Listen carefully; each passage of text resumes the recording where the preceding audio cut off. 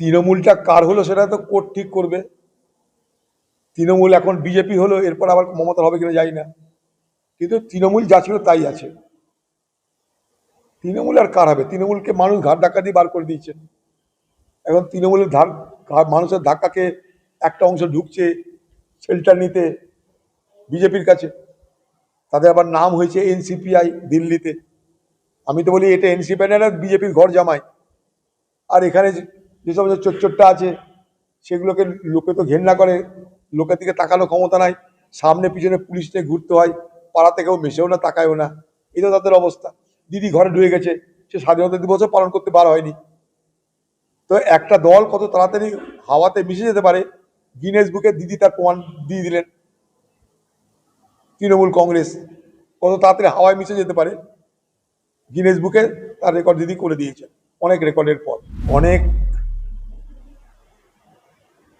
প্রতিকূলতার মোকাবেলা করে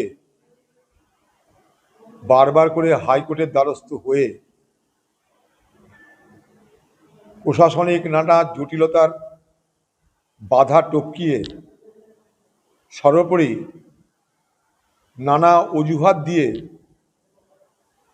প্রশাসনিক বাধা বিপত্তিকে আইনের মাধ্যমে মোকাবেলা করে সর্বশেষে বড়ুয়া পঞ্চায়েত সমিতি আজ কংগ্রেসের দখলে এলো। মুর্শিদাবাদ জেলায়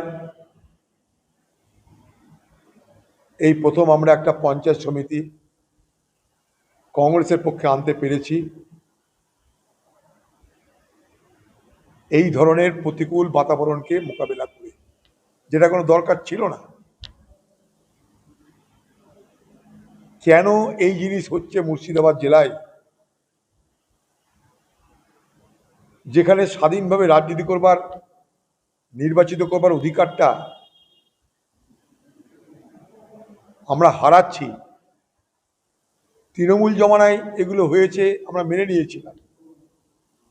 আজকে তো জমানা পাল্টেছে, কিন্তু আজও কেন তৃণমূল জমানার সেই নৈরাজ্য থেকে আমরা মুক্ত হতে পারছি না। তৃণমূল জমানা সে প্রশাসনিক